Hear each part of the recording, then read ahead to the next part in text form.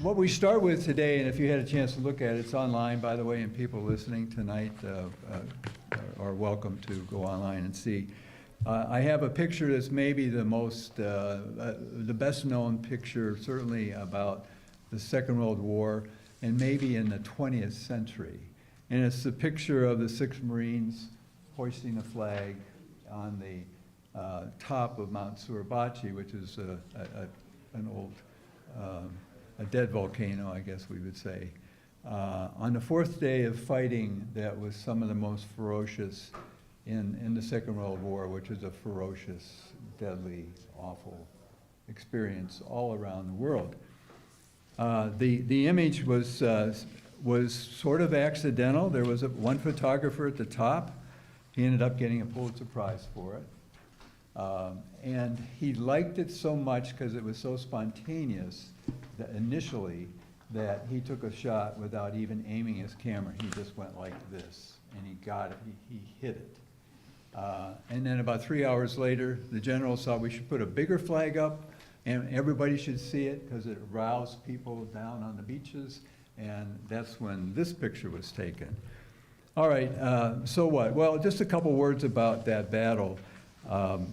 Iwo Jima was a remote island. It had 3 airfields on it. One was about done, the other 2 were built. And it was only important as a stepping stone toward America's assault on the final home islands of Japan during World War II, and we'll talk about that another time. But the point is that the Marines were charged with taking the island so that planes not only could take off and land there, but especially planes that had been hit, Air Force, Army Air Force guys who were suffering on a return trip, and they could stop there. And as I said in the background, over the 5 remaining months of World War II, the B-29 bombers, which is most of what took off and landed there, had 2,251 emergency landings, and over 20,000 Army Air Force crewmen owed their lives to the men who fought and died there. And a lot fought and died there. Almost 6,200 Americans actually died. A total of 24, did I say million? I meant thousand. Did I say million? I said thousand. Good. Thinking millions here lately. Talking about the Marines suffered, though, about 24,000 casualties overall. That's wounded and deceased. The Japanese suffered 22,000 dead. Only 300 wounded survived. So their intent was to draw American soldiers and sailors and Marines into their field of fire. Interestingly, all 300 soldiers were Koreans who had been impressed, meaning seized from their island, or their archipelago, and made to labor and then ultimately to fight for Japan. Which now segues to our discussion tonight. I'll just take another minute or two. In our history, there have been a lot of flags unfurled. And I think it helps from time to time to pause to thank those who gave their highest effort and were willing to sacrifice their lives for those freedoms that we've been talking about. We talked about how in the Revolution that was done, what kept people coming out and serving even in the cold of winter and under terrible circumstances and when they were seriously outnumbered.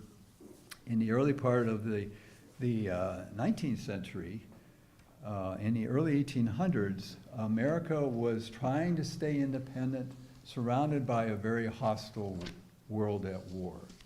It was mostly the British and the French who were fighting for superiority somewhere around the world, mostly in Europe and in the Mediterranean area. And they were oftentimes engaging on the seas, and so they were losing a lot of sailors. And they went looking for sailors to replace the ones who had died or were injured. And it was very handy to start stopping American ships who weren't armed. And that was called an impressment. They weren't trying to impress them. They were taking them, pressing them to duties on their ships. Needless to say, we didn't like it, but our early presidents were trying to stay out of a world war that they knew that they'd had enough of for the years of the Revolution. And the short of it all is that in 1794, the Congress said, let's get some ships. There's no way we're going to build enough ships to really give a shiver to the British and French nations. But we might be able to be kind of float like a butterfly, sting like a bee. So they set about building 6 frigates, which would be like cruisers in today's navies. Interestingly, Washington, who was president when this was authorized, picked his old pal. Remember Henry Knox from about 2 weeks ago? We were talking about Henry. He knew something about cannon.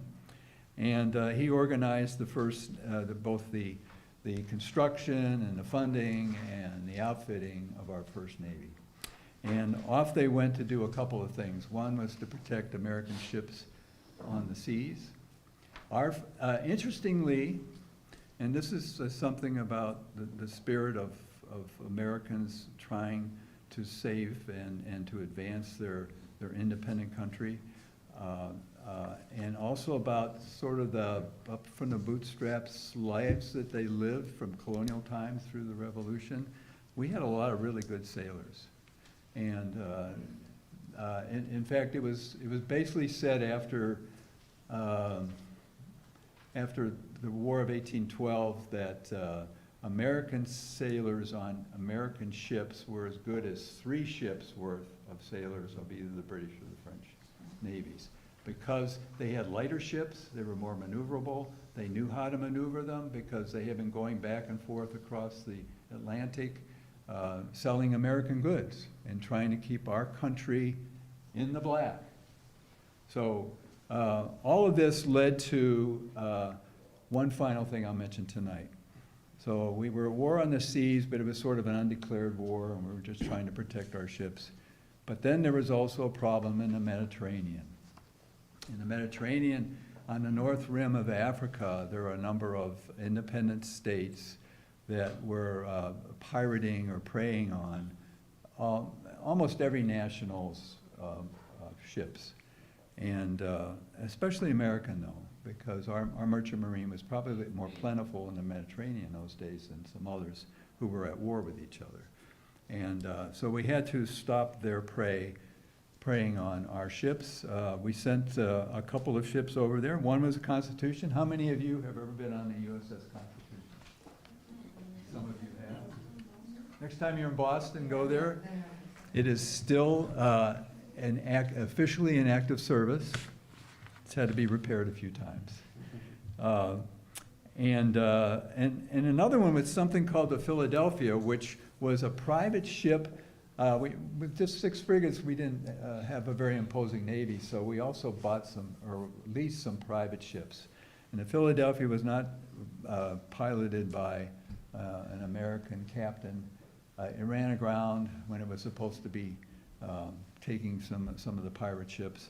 And an American sailor by the name of Stephen Decatur, you will hear about him in the next couple of weeks, was in charge of trying to free the crews that had been seized. It took some years, but he was successful in doing that. A treaty was finally signed between the United States and the Barbary States. And in 1815, that war finally took a 12-year period, was over. Next time, we're going to look at the War of 1812, which was going on coterminous with this, and America's role in that, and how the end of that war created a splurge in Western expansion that led us eventually toward civil war 40 years later. Now, that's a lot of history I just laid on you. But I'm telling you this, no test, but I'm telling you this because, and dropping a few names, because people made the history here, and none of this had to happen. I made a very slight reference to the grit of some of the people who were taking the axe on the high seas and ships with wooden sides that were leaking water all the time. Not the best invitation if you were going on a vacation. Would you like the vacation on the Constitution? I don't think so. I don't think that's a good thing. But that's how America started, and I think probably through all of our conversations, that's what we'll find America is. Yes, sir. So, do you know this iconic photo right here, right? Yes, sir. Well, I don't want to quiz you. Yeah, because you go did ahead. give me a book to read on something like this, if you remember. What's that? You did give me a book to read. Yes, I did. Okay? I So I want do. to see if you read it. So did you know one of the guys, well, first of all, do you know all the guys right here in this picture? Yeah, do I know their names? Yes. One of them was Ira Hayes, Okay. who was a Native American. Okay. There were, and if you want me to do, I'm going to miss 2 or 3 of them, so I'm not going to take. Well, see, I just wanted to, well, just so I know Mayor probably getting mad at me right now, so let's just get to it. So did you know one of the guys never got the credit that he deserved because somebody gave that person the wrong name? And it was just up True. until maybe. That's true. See, Yeah. And it might have been up to maybe 5 More in or our so. lifetime that it was known then. Yeah, so, That's right. yeah, so I just want to know if you. Yeah. Okay, I guess you did read the book.